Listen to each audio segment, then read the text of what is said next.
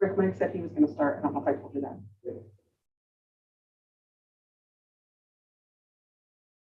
You're live. Okay, thank you for joining us for this year's Community Budget Forum. For those of you who are watching currently live from home, or those of you who will be watching the recording after the fact. If after watching the presentation, I will be turning over to Meg Hungerford, our school business official, here in one moment. If you have any questions or feedback, please reach out. Information will be at the end of the presentation. So with that said, Meg Hungerford, our school business official, take it away.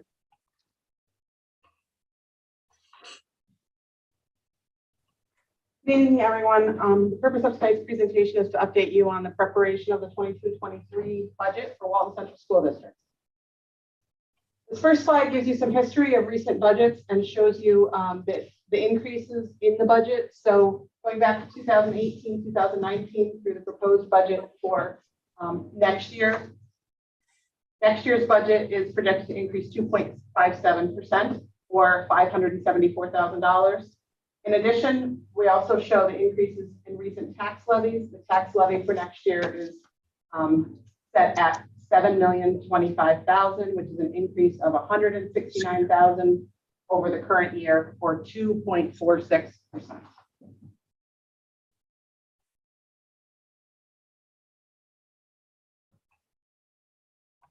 The projected revenues for next year are $22,286,338, and we've appropriated $580,000 of fund balance to come to the total budget of $22,866,338. Again, just to recap, that's a 2.57% increase over the current year's budget and a 2.46% estimated increase in the tax levy.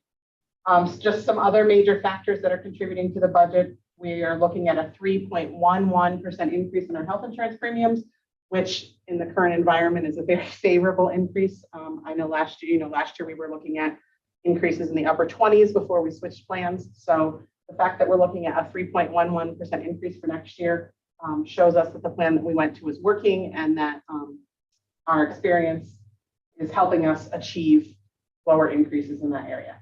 In addition, we are anticipating submitting the final cost report for phase 1 of our current capital project by December, which will result in us starting to receive aid payments on that project next year. This is just a review of the tax cap calculation. We start with last year's levy of $6,856,000. We have a tax-based growth factor that is assigned by New York State, and that reflects any additions to our tax base. We then add our pilots for last year and our capital exclusion for last year.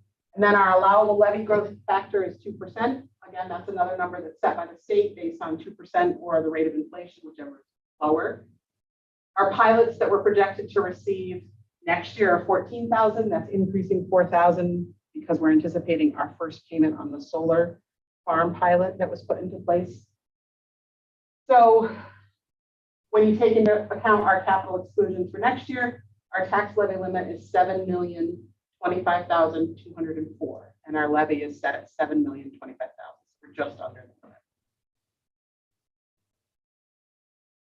limit. This slide shows you some examples of the impact of that property tax increase on various properties. So depending on the property, your property value, I've got some examples here between $100,000 and $250,000.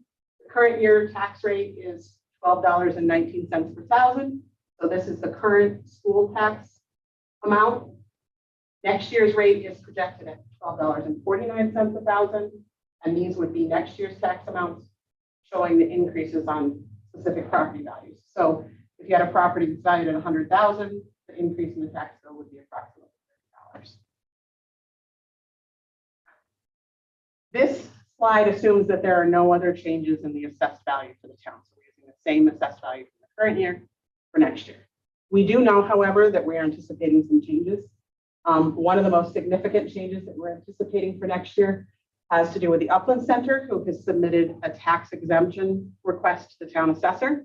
And with the Upland Center moving from the taxable section of the rolls to to being tax exempt, those taxes will now be spread over the rest of the tax.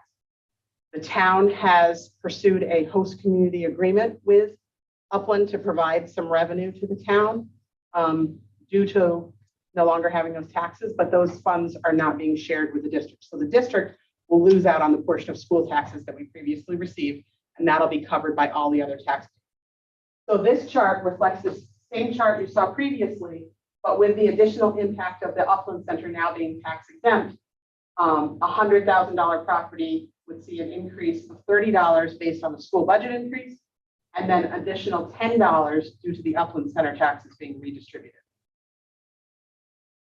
So while the tax rate is going, the tax levy is going up 2.46%, we anticipate that taxpayers will see a greater increase in their tax bills, closer to 3% due to that redistribution of that tax levy. One of the other major revenue sources besides property taxes is state aid. It makes up about 65% of our budget. This chart compares current state aid amounts to proposed state aid amounts for next year and the increases or decreases. Foundation aid is increasing approximately 3%. Building aid is increasing about $200,000 due to our new projects and starting to receive aid on those. BOCES aid is also increasing. Two reasons for that. One, our BOCES aid ratio went up slightly, and then as we spend more with BOCES, we receive more aid. So overall, the budgeted state aid is a 4.4% increase over this year's state aid budget. This slide shows where the funds are spent and where the increases are. So personal services is wages and salaries to employees, so that's increasing $277,000. Our equipment purchases are decreasing $55,000. Contractual services is decreasing $26,000. Our BOCES services is increasing $194,000. Our benefit costs are staying fairly flat, just an increase of about $4,000. And that includes the health insurance increase. So we were able to, we had some savings in that area. We were able to tighten the budget a little bit and didn't have to increase it the full 3.11%.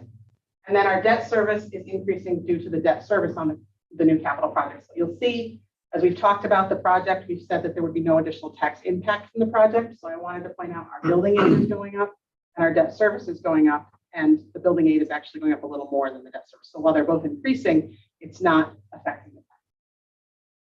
So the total budget increase again is $574,000. Just some additional highlights. We're maintaining all the current programming and staffing. We're continuing the $100,000 annual capital outlay projects in the budget. We intend this summer to do asbestos abatement and new flooring in classrooms again, as we have the last couple of years. We've appropriated an additional $55,000 of fund balance to help fund the purchase of a pickup truck for the facilities department. This will replace two trucks that we currently have, a 2005 and a 2009.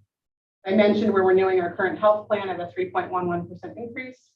And we've made some adjustments to decrease some BOCES services that we had previously and bring those functions back in-house, primarily the business office.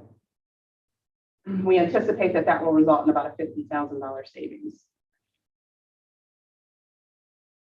Coming up, we have the public hearing on the budget on May 3rd at 6 o'clock. As part of the board meeting, and then the budget vote is May 17th from 12 to 9 at the bus garage.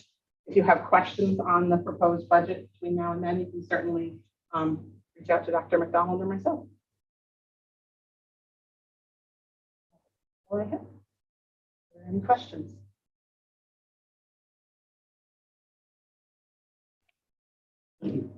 We're all set. Very Thank you. clear, Meg. Please reach out with any questions. Very clear. And the